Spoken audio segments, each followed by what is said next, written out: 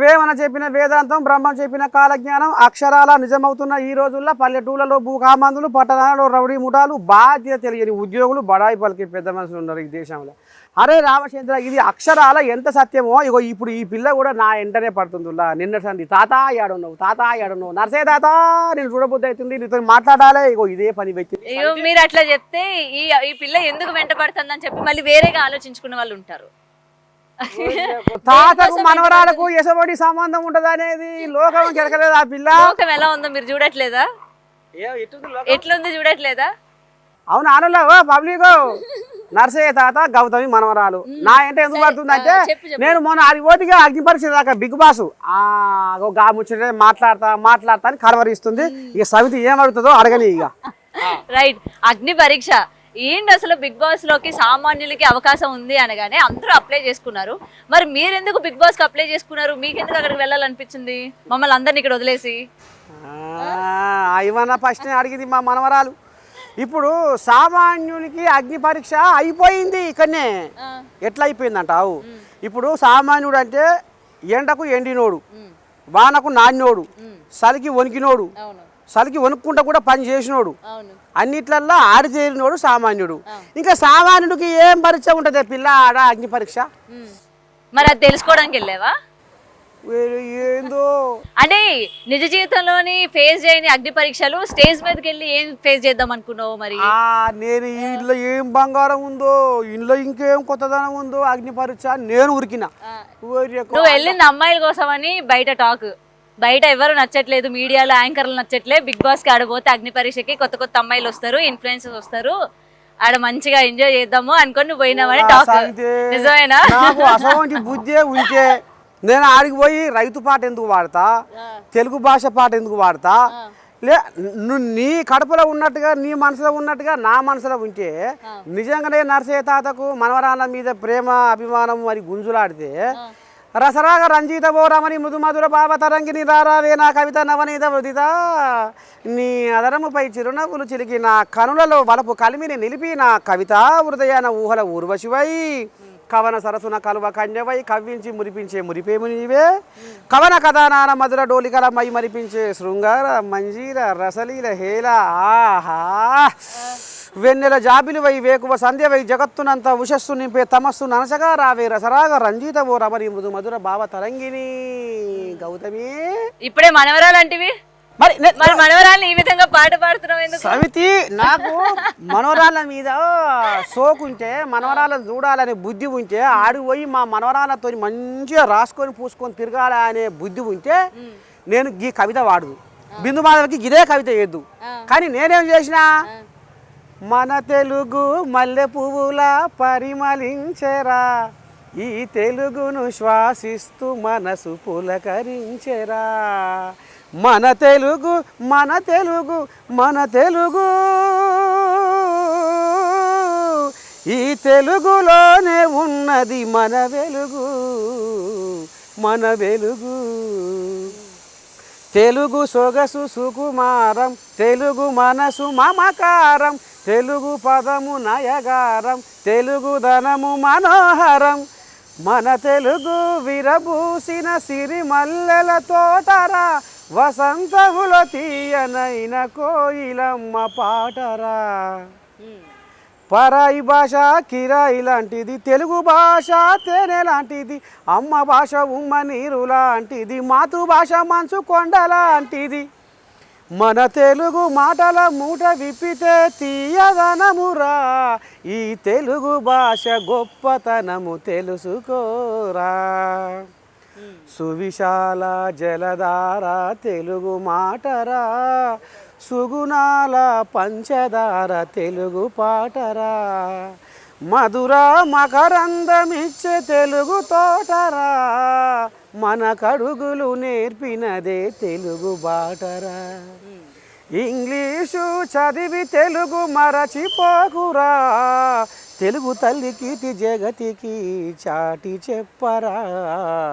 ఇగో ఈ పదం అన్నందుకు అనగా నవదీపు పల్లెటూరులు నాకు నచ్చరు. పల్లెటూరులు అంటే ఊపుకుంటూ వచ్చినావా అని అంటుండేగా తీగరాగాలు తీస్తుండే. పల్లెటూరు వాళ్ళని తక్కువ చేసి మాట్లాడారు. ఇగో ఈ గొర్రెల కాపరి ఈ సామాన్య గొర్రెల కాపలని ఒక గంట తక్కువ చేసి ఇచ్చేసి. మరి అలాంటప్పుడు సామాన్యులకి అనుమతి ఉంది, సామాన్యులు రావచ్చు అని పెట్టకుండా ఉండాల్సింది కదా మరి అప్పుడు. సామాన్యులకు అగ్ని పరీక్ష అని ఏమో కోతలు కోసిరు, అందులో పోయినాక అంతా కచ్చపెట్ట వ్యవహారం చేసిరు.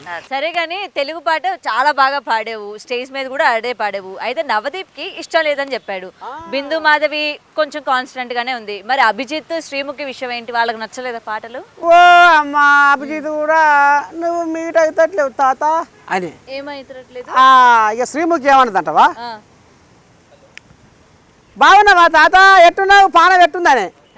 అప్పుడు నేను ఏమనవలసింది అంటే శ్రీముఖిని చెయ్యి ఇట్లా గుంజుకొని చెయ్యి కడితే కొరకు మళ్ళీ మీ ఆయన నిన్నేమని అనగాల.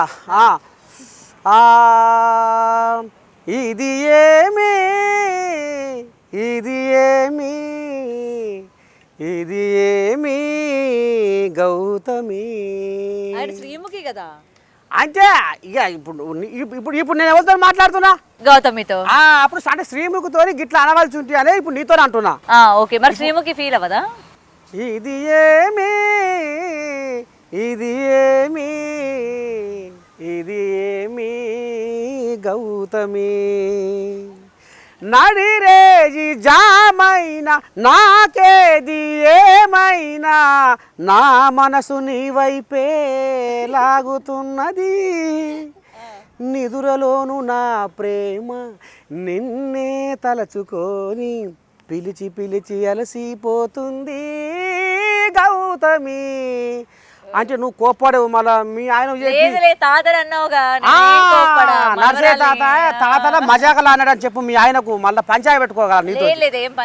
అయితే శ్రీముఖిని కూడా గిట్లా అలవలసి ఉంటి, చిత్రరేఖకుని కంచెలో కులుకులొరికిన కలిగివా శిల్ప భావనముని మొన నాట్యాల సిగ్గులొరికిన ముగ్ధమోహినివా మధురిమ భావాల మైమరచి పాడిన ప్రణయ రాశివా ప్రభాత గీతివా అని గిట్లా అంటే బాగుండు ఏమో. నేనేమన్నా అంటే ఎట్టుంది అదే పానం అంటే నా పానం గిట్టుందని గట్ల అంటే బాగుండు, కానీ నేనేమన్నా ఏదో ఇక ముసలి ఇంత గట్క వస్తుంది మనవరాల, ఇక పొద్దుకంగా రాగి సంకటి పొద్దుగాల జొన్న గట్క, ఇక ఏదో తిన్నా ఇక గిట్ల అయితే ఉన్నా అని అన్నా. ఇంతేనా ముసలాయన పని అని అయినట్టున్నారు. మరి మరి ఇంత టాలెంట్ ఉంది, ఆ నమ్మకంతోనే అగ్ని పరీక్షకి అప్లై చేసుకున్నావు, పోయావు. నేను ఎలా అయినా నెగ్గుకొని హౌస్లోకి పోదాం అన్నదే కదా నీ టార్గెట్. మరి కనీసం ఫస్ట్ రౌండ్ వరకు కూడా రాలేకపోయినావే, మరి ఎట్లా ఫీల్ అయ్యావు? అరే అక్కడ మనకి టాలెంట్తో కాదు ఇంకేమైనా ఉందా, స్క్రిప్టెడ్ నడిపిస్తా ఉన్నారా అని డౌట్ వచ్చిందా నీకేమైనా? కాదు పిల్ల, ఇప్పుడు నువ్వు గిడ కలిసినావు. అవును, ముసలాయన నీలో దమ్మేంది నీలో సత్తా ఏంది అంటే చూపిస్తా, అంతేనా కాదా? ఓ తెలుగు భాష పాడగానే కళ్ళు తెరగిలేసిరు, ఇంగ్లీషు చదివి తెలుగు మరచిపోకురా, తెలుగు తల్లి కీర్తి జగతికి చాటి చెప్పరా అనగానే సగం సంవత్సరం అన్నీ ఆడ. అత్త కనుక కోడల మీద పంచాయతీ పెట్టుకుంటే ఎట్లా అది కూర్చుంటుంది, ఇడుపు పట్టుకొని అవి గట్ట పెట్టి మొఖాలు ఇక అయిపోయింది.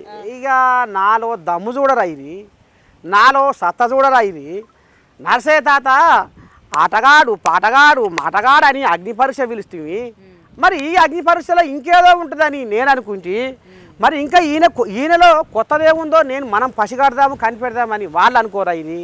మరి ఏ కారణం లేకుండా తాతను తాత నువ్వు బిగ్ బాస్ హౌస్లో ఒదుగుతావో లేవో అని నాకు డౌట్ఫుల్గా ఉంది తాత అని ఓపెన్ నుంచి పప్పు కాసింది బిందు మాధవి అని చెప్పినప్పుడు మీరు మిమ్మల్ని డిఫెండ్ చేసుకోలేదా? మీరు అలా ఎలా డిసైడ్ చేస్తారు అని చెప్పి ఇప్పుడు నువ్వు నాతో మాట్లాడుతుంటే కదా సమితి నేను ఇంతో మాట్లాడేది తాత ఇక పో అంటే నేను ఏమంతో మాట్లాడా అంతేనా కాదా? ఇప్పుడు ఆడ గదే కథ అయింది అంటే పో అంటే పోతావా? ఇంత అప్లై చేసుకొని ఆ స్టేజ్ ఎక్కింది దేనికి? మరి దండం పెట్టా కూడా మీలాగా కాలు ముక్కనా దమ్మున్నోని సత్తా ఉన్నోని ప్రతిభ ఉన్నోని ఇలా గది ఉంది కాబట్టి గొర్రె కాసుకుంటే గొర్రె కాడికెళ్ళి గిందాక పట్నంలో వచ్చి బతున్నా అంటే ఎట్లా బతున్నా?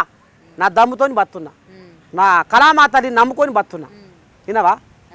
వాళ్ళకేంది నేను బంగపాటి బతిరాడి బంగపాటి బిందు మాధవి ఎట్టనో చేయి బిందు మాధవి నన్ను పంపి బిగ్ బాస్ కవులకు అని నేను ఎట్లా అంట నాకు ఆత్మను చంపుకొని పని చేసే అంత దిగజారినోని కాదు నేను. మరి మీతో పాటు వచ్చిన తోటి కంటెస్టెంట్స్ అందరూ కూడా నిజంగా వాళ్ళ టాలెంట్లు చూసే సెలెక్ట్ చేశారు అనుకుంటున్నారా? మాకు స్క్రీన్ లో కనిపించేది వేరు కదా, రియాలిటీలో మీరు చూసేది. మీరు చూసిరుగా అగ్ని పరీక్ష ఏమనిపించింది? నాకు అంత సత్తా ఉన్న కంటెస్టెంట్స్ పెద్దగా అంతేం అనిపించలే ఎవరు కూడా. నీ పాడిగా నాన్న తత్తర బుత్తర బురక పిచ్చలేక నువ్వు వాడుతున్నావు. వెళ్ళాకనేమో ఆడనాను నీ దండం పెడితే ఒప్పలు అడిగింది, మళ్ళీ గుంజుకొచ్చింది. ఇప్పుడు నెక్లెస్ పెట్టింది సమితి, చిన్న సమితి కాదు, షారం ఉషారు నువ్వు. మరి అసలు నువ్వు పోతే బాగుండు బిగ్ బాస్ అవుదాక నాకు అనిపిస్తుంది. వీళ్ళతో మనమేం పోతాం పో అని అనిపించింది నాకు. అందుకనే నాకు కూడా పానం విసికింది. నేను ఏదో అనుకొని ఏదో చేస్తే పిచ్చుక మీద బ్రహ్మాస్త్రం. నేను ఇప్పుడు వీళ్ళతోని నాలో అది ఉంది ఇది ఉంది ఇట్లా అదట్లా అని చెప్పేటందుకు కూడా వాళ్ళు అవకాశం వేరే. ఇక వీళ్ళనే నేను బతిలాడేది అనుకున్నా ఇతల పాట. లోకాన్ని తెలుసు కదా నర్సయ్య తాత దమ్మేందో, నర్సయ్య తాత సత్తా ఏందో, నర్సయ్య తాత ఆటగాడు పాటగాడు మాటగాడు ఏదైనా చేయగలుగుతారు. ఆడిన పిల్ల ఇట్లా పట్టుకొని ఏలాడ పడ్డ సూళ్ళే సంవత్సరారా మీరు సూలే పిల్ల నువ్వు ఓ పిల్లగా నువ్వు చూలే అక్కడ చూసినా గడ్డ బల్బు కెమెరా సరే చూసే ఉంటారు మీదంతా ఇన్ని ఇయర్స్ మీ జర్నీలోని చూసే ఉంటారు డెఫినెట్ గా. మరి మీరు టాస్క్ ఆడతారు అంటే అక్కడ మనల్ని మనం డిఫెండ్ చేసుకోవాలి కదా. ఎంతో మందికి ఈ అవకాశం రాదు. దాదాపు 40,000 మందికి పైగా అప్లై చేసుకున్న ప్రోగ్రామ్ అది. అలాంటప్పుడు మిమ్మల్ని ఎన్నుకున్నప్పుడు మీరు అట్లా ఎట్లా సైలెంట్ గా వచ్చేస్తారు? మీరు డిఫెండ్ చేసుకోవాలి కదా. నాకు ఏమైనా టాస్క్ పెట్టండి, నేను చేయకపోతే అప్పుడు మీరు పంపించండి అని ఏదో ఒకటి మీరు అక్కడ మాట్లాడాల్సింది కదా. సమితి కదనే నేను ఏం చెప్పాను నీకు. ఇక నేను ఆడ మీరు ఏ గేములు పెట్టినా ఆడుతా, ఏ టాస్కులు ఇచ్చినా ఆడుతా అని అన్నా. ఆ అన్నది కూడా వచ్చింది. ఇంకా నయ్యం ఇంకా అది వేయకుండా అట్నే ఉత్తబ్బుర చేసేది అన్న. అవ కదా అందుకోపోతా ఆత అన్నారు. అది అందుకున్నావుగా, అందుకొని ఏరాడబడ్డా. ఏరాడబడుకుంటే మాట్లాడమన్నారు, మాట్లాడినా. ఇంకేం కావాలి? పాట వచ్చింది, ఇది చేసాం, ఇంకో ఆట ఆడాలి, లేకపోతే ఇంకోటి చెయ్యాలి, లేకపోతే వీళ్ళని ఓ 10 మందిని మా మనవరాలు ఉరుగా ఆ మనవరాలతో నువ్వు రాసుకొని పూసుకొని తిరుక్కుంటా ఎట్లా నవ్విస్తావు, ఎట్లా ఏడిపిస్తావు, ఏదో ఒకటి చెయ్యి తాత అంటే నేను చేసేవారు. ఆట ఆడదు, అవును ఆట ఆడిద్దు కూడా. మరి ఇక మరి అక్కడ సెలెక్ట్ చేసుకునే వాళ్ళల్లో కూడా స్క్రిప్టెడే అంటారా? అంటే ముందుగానే వీళ్ళు సెలెక్ట్ చేసుకొని తీసుకున్నారు అనుకోవచ్చు. ఇక కనుకనే గౌతమి గా మాట నేనెట్టంట వాళ్ళు ఎట్ట చేసుకుర్రో ఏం చేసుకుర్రో లోపలి కథ ఏందో బయట కథ ఏందో జనాలకెరికి. అది నేను నర్సయ్య తాత నోటికెళ్ళి చెప్తున్నారుగా. అమ్మా పిల్ల చిన్న పిల్ల ఏం కాదు, తాత అంటే తాత చుట్టకి వెళ్ళింది పిల్ల. మనవరాలి కదా ఎంతైనా, మరి ఆ మాత్రం ఉంటది. ఏమనుకుంటారు? అదే నిజమని నమ్ముతున్నారా? జడ్జీలు ఏమంటారు? బిందు మాధవిని, అభిజిత్తును, ఈ నవదీపుని ఏమంటారు జనం? ఇటు తెలంగాణ జనాలు కానీ అటు ఏపీ జనాలు కానీ ఏమంటారు? పల్లెటూరు ఊపుకుంటూ వచ్చినావు పల్లెటూరు చెప్పాడు నవదీప్. పల్లెటూరు వాళ్ళ మనసు ఉండాలి ఉంటున్నా మాట మాట్లాడేటప్పుడు ముందుగారా విన్నావా? ఇప్పుడు అత్త ఉంది, కోడలు ఉంది. అత్తని పెడి నువ్వు 7 కేళ్ళలో వచ్చిన దానివి అత్తని నువ్వు గౌరవం లేకుండా 7 పడితే ఆడికే పెడి మాట్లాడితే మొగన్ బీరు చూసుకొని పద్ధతేనా? సరే మొగడు నీ దిక్కు ఉండొచ్చు, పెళ్ళి అయ్యేదాకా తల్లి కొడుకు, పెళ్ళి అయినాక పెళ్ళం కొడుకు అవుతాడు మొగడు, అంతేనా కాదా?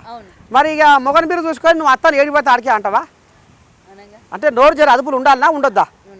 మరి ఆయనకు కూడా అంటే ఈనాటి కాలము ఆనాటి గౌరవము ఏడలేదో, ఏ చోట చూసినా కానరాదో. ఏమైనా కనపడుతుందా? గౌరవ మర్యాదలన్నీ గంగల కలిపిండు నవదీపును తెలంగాణ సమాజము, ఏపీ సమాజము, తెలుగు ప్రజలు ఏ రకంగా మీరు బుద్ధి చెప్తారో చెప్పుర్రి.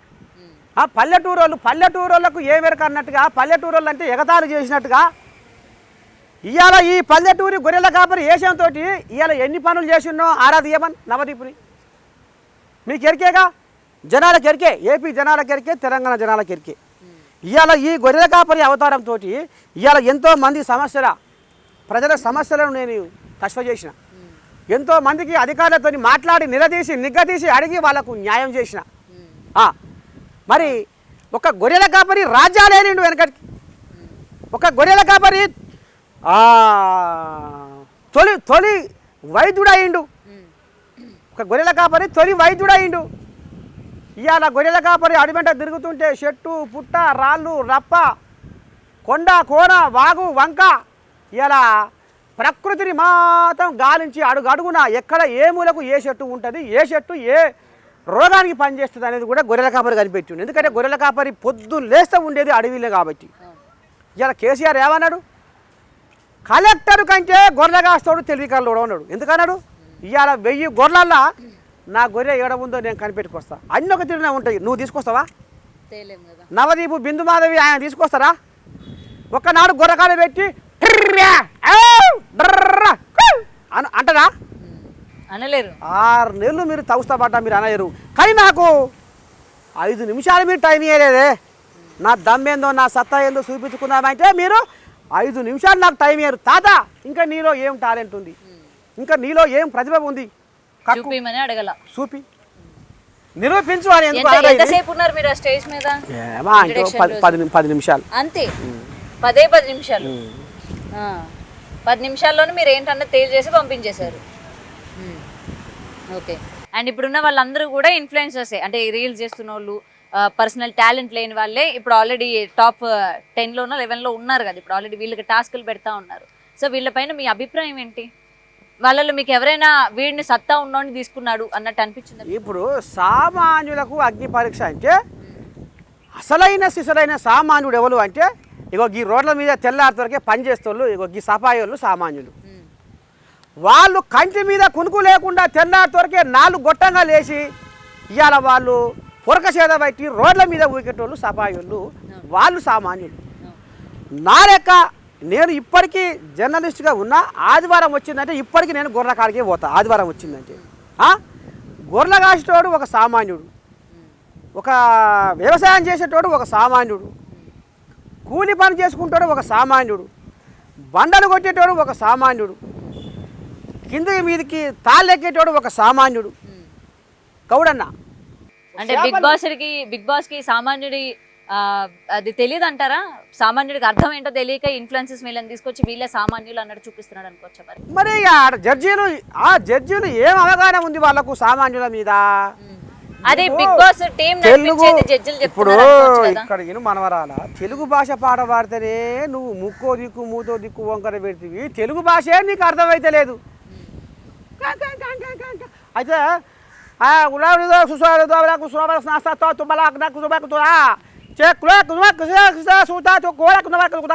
అంటే బాగుండు నాయకు.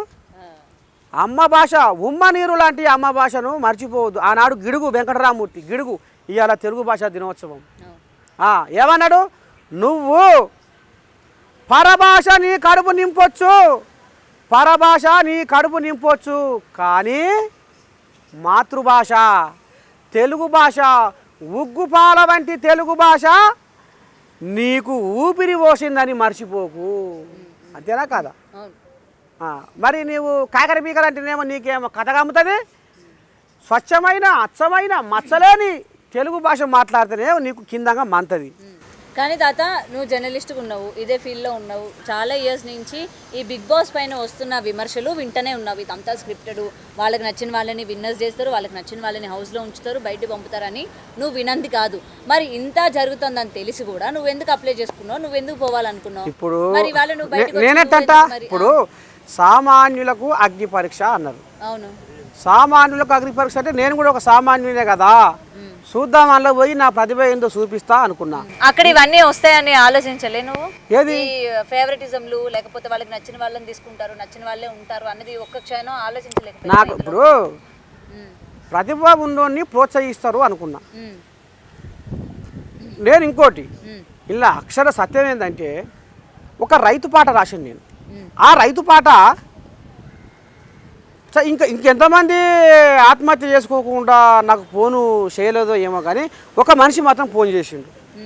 ఎవరైనా అంటే గుంటూరు జిల్లా వేమూరు మండలంలో చెంచయ్య అనే ఒక మనిషి, తాత నీ రైతు పాట విని నేను బతికినా, నీ పాట నన్ను బతికించింది, నేను కలవాలే, నువ్వు ఏడ ఉన్నావో చెప్పు. నేను పరిచయం అయిపోయినా. పాట మనిషిని బతికించుడు ఏంది అని నువ్వు నమ్ముతావా? ఒక్కొక్కసారి చెప్పలేం కదా, మనం ఎలాంటి డిప్రెషన్లో ఉన్నప్పుడు కొన్ని పాటలు మనల్ని మారుస్తూ ఉంటాయి. అదే జరిగింది. ఆయన బతుకును బతికించింది ఆయన జీవితాన్ని పాట. ఆయన నా కాడికి వచ్చి ఆ పాట రికార్డింగ్ చేసిన గుమ్మి రామిరెడ్డి ఆయన కాడికి వచ్చి నా కాడికి వచ్చి సన్మానం చేసుకొని మీ దయ వల్ల నేను బతికినా అని పబ్బతి పట్టిపోయిండు. చాలు అబ్బా ఈ జన్మకు చాలు రాయ ఈ బతుకు అనుకున్నా నేను. అయితే ఇట్లా అనేక మంది, లక్షల మంది కాదు కోట్ల మందికి నా పాట దగ్గర కావాలి, కోట్ల మందిలో మార్పు రావాలి, కోట్ల మందిలో చైతన్యం రావాలి, కోట్ల మంది మానసిక ఒత్తిడి నుంచి మనోధైర్యాన్ని కలిగించేలా నా పాట తయారు కావాలి, నా పాట దగ్గరికి కావాలి అనేది అనుకున్నాను. అది ఒక బిగ్ బాస్ వేదిక పెద్దది కదా అని భావించిన. త్వరగా వెళ్ళొచ్చు అని గది కథ ఆడ కూడా ఇదే మాట మాట్లాడినా. నీకు ప్రోమోలో కూడా నువ్వు చూడు, ఆ ప్రోమోలో కూడా వాళ్ళు వేసారు ఇంకా పుణ్యం, అది ఇంకా లోపల కథ చేస్తుంది. ఓకే, సో మళ్ళీ వెళ్ళాలనుకుంటున్నావా? మళ్ళీ ఒకవేళ ఛాన్స్ ఇచ్చి మెయిన్ బిగ్ బాస్ స్టార్ట్ అయినప్పుడు తాత నువ్వు ఉండాలి అని చెప్పి పిలిస్తే వెళ్తావా మళ్ళీ? ఇగో మీ అందరి ఇప్పుడు నర్సయ్య తాతకు అన్యాయం జరిగిందనే ఇవాళ నువ్వు గీడికి వచ్చినావు, అంతే కదా? అరే ఇంత దమ్ముగాల్లోడు సత్తగాల్లోడు జనాలకు సేవ చేస్తున్నాడు, తన ఆట పాటలతోటి జనాల్లో చైతన్యం తీసుకొస్తుండు, జనాల ప్రాణాలను కాపాడుతుండు, అన్యాయాన్ని ఎదిరించి అధికారులను నిలదీసి ఇవాళ నర్సయ్య తాత సమాజ సేవ చేస్తుంటే సామాన్యుల అగ్ని పరీక్ష అని నర్సయ్య తాతను ఎందుకు అవకాశం ఇవ్వకుండా గెంటేసిరు అనేది ఇప్పుడు చర్చ నడుస్తుంది తెలుగు రాష్ట్రాలల్లో. ఇప్పుడు గంతకేగా నువ్వు కూడా వచ్చింది, అంతేనా?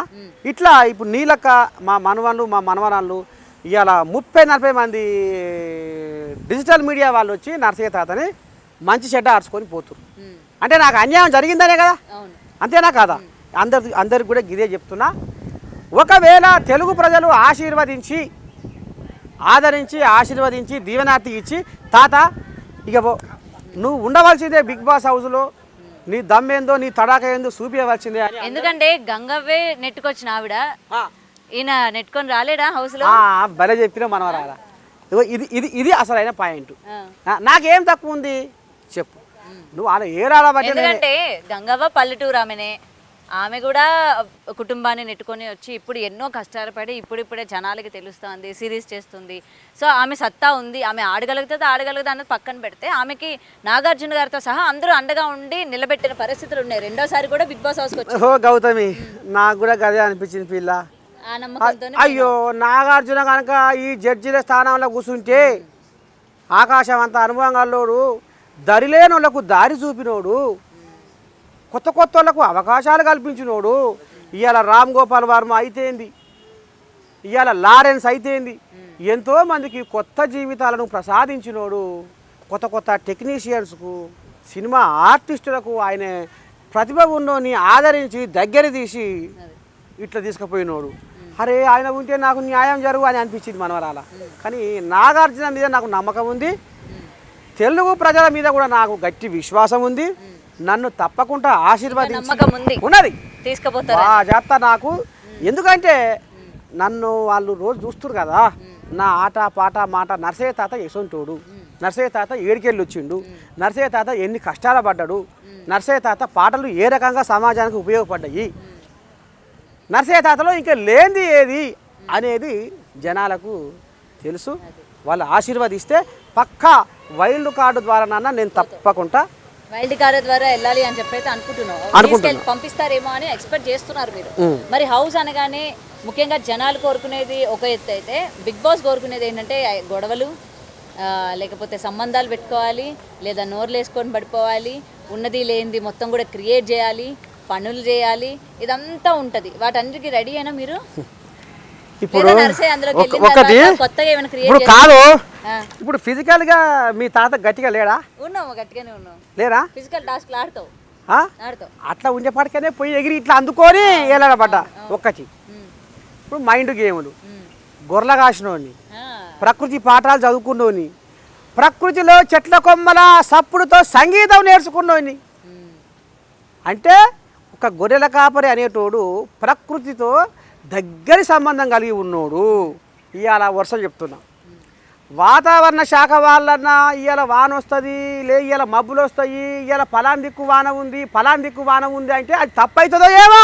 కానీ ఒక గొర్రెల కాపరి చెప్పిన మాట నిజమవుతుంది. ఇప్పుడు ఇట్లా చూస్తున్నా, ఆడ మబ్బు ఉంది, ఆ మబ్బు ఇటు మలుతుందా అటు మలుతుందా ఇటు వస్తుందా, అది ఎటు పోతుందో చెప్పగలిగే దమ్మున్నోడు గొర్రెల కాపరి. విన్నావా? ఆ మబ్బు కూడా ఈడి దాకా రావాలంటే ఎంత టైం పడుతుంది అనేది కూడా దమ్ముగాల్లోడు సత్తగాల్లోడు చెప్పే ఆలోచనగాల్లోడు గొర్రెల కాపరి. అంటే నాకంటే అంటే నేను వాన ఎప్పుడు వస్తుంది ఎన్ని గంటలకు వస్తుంది, ఎన్ని నిమిషాలకు వస్తుంది, అది ఏ రోజున మళ్తుంది అని చెప్పగలిగే దమ్మున్నోడు గొర్రెల కాపరి. అంటే బుర్రనా లేకపోతే మైండే కదా. అంటే మైండ్ గేమ్ ఇది. అంటే నువ్వు నాకంటే ఎక్కువ ఏం ఆడేమో కానీ నువ్వు మైండ్ గేమ్ ఇంతకంటే ఎక్కువ మైండ్ గేమ్ నువ్వు వరుస చెప్తా. అంటే ప్రకృతిలో వానను పసిగట్టే గొర్రెల కాపరి, ఆలోచనతో చెప్పే గొర్రెల కాపరి నువ్వు వేసి పెట్టలేడా? అర్థమైంది గౌతమికి, అర్థమైంది. నవదీపు నీకు కూడా అర్థం కావాలి. తెలుగు ప్రజలు నీకు తొడపాశం పెట్టే రోజులు వచ్చినాయి సారు. పెడతనే ఊరు ఓ దిక్కుంగా పెట్టాలి కూడా. ఎందుకంటే నువ్వు తెలుగును అవమానపరిచినవు, పల్లెటూరు వాళ్ళు అంటే నువ్వు ఎగతాళి చేసినావు. చూస్తూనే ఊరు నీ కథ. ఇక అనేగట్టల్లా అని చేసేగట్టల్లా చేసి sorry the lizard is a small animal. It lives in warm places. It eats insects. It walks upside down the versus ceiling. It does not. It walks upside down the versus ceiling. It does not fall down.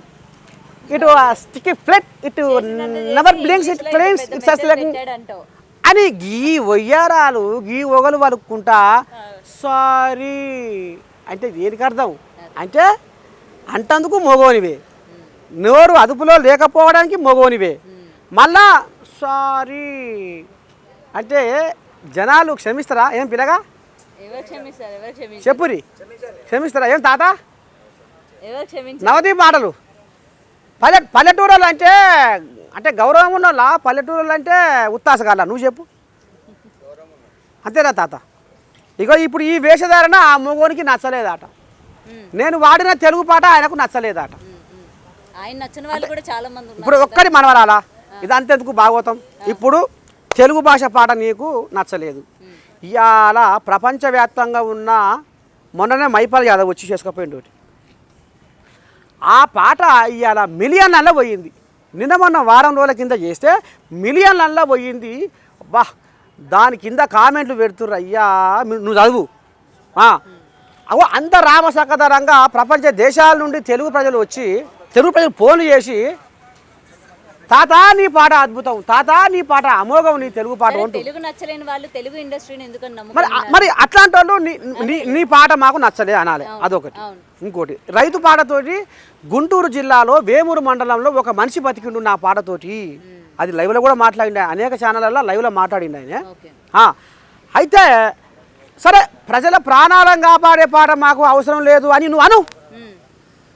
నువ్వు ప్రజల ప్రాణాలను కాపాడే పాటగాడు మాకు అవసరం లేదని అని నన్ను reject చెయ్యి, అంతే కదా. నువ్వు అది చెయ్యకుండా ఇక్కడ తెలుగు భాషను అవమానపరుస్తావు, ఇటు గొర్రెల కాపరి వేషధారణాన్ని ఎగతాళి చేస్తావు. నువ్వు ఈ రకంగా గిట్ల చేస్తే ఇవాళ ఆఖరికి వస్తాక మనం ఇంకేమన్నాడు, ఒక అమ్మాయిని కూడా పల్లెటూరుకి వెళ్ళి ఊకనే ఊపుకుంటూ వచ్చినావని. ఇది పద్ధతేనా? ఎందుకు ఈయనని బిగ్ బాస్ వాళ్ళు షో వాళ్ళు ఈయనని జడ్జిగా నిలబెట్టుడు తప్పు. అవగాహన లేనోడు, సమాజం పట్ల అవగాహన లేనోడు.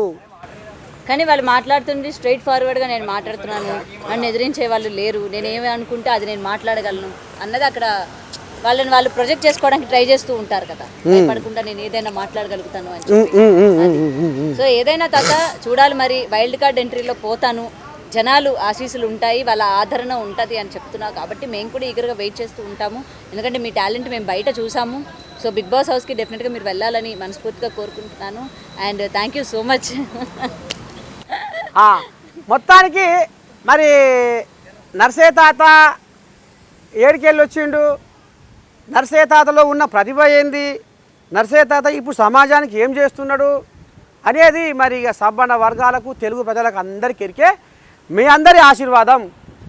అవగాహన లేని జడ్జీలతోటి ఇవాళ నర్సయ్య తాత ప్రతిభ అరే ఇవాళ ఇంతటితోనే ఆగిపోకూడదు అనే ఆలోచన గల్ల మరి తెలుగు ప్రజలు సబ్బన్న వర్గాలు వైల్డ్ కార్డు ద్వారా బిగ్ బాస్ హౌస్లోకి వెళ్తే ఆయన ఏ రకంగా ఆడిస్తాడో, ఏ రకంగా అలరిస్తాడో అనేది మరి జనాలంతా నన్ను ఆశీర్వదించి ఆదరించి దీవెనార్థి అందిస్తే మరి బిగ్ బాస్ హౌస్లోకి పోయి నా తడాక ఏందో నా దమ్మేందో చూపిస్తా. ఎప్పటిలాగే ఇప్పటిదాకా మీ ఆదరణతోటి మీ ఆశీర్వాదంతో వచ్చిన ఎప్పటిలాగా మీ ఆదరణ కూడా ఉండాలని మనస్ఫూర్తిగా కోరుకుంటున్నా. మరి ఇంత దూరం వచ్చి మా మనవరాలు గౌతమి నన్ను మరి కడుపులో ఉన్న కషాయం అంతా కక్కించినందుకు మా గౌతమికి బిగ్ టీవీ యాజమాన్యానికి శిరస్సు వంచి నమస్కారం చేస్తున్నా. ధన్యవాదాలు. శనార్థి. For more videos like this, subscribe Big TV channel.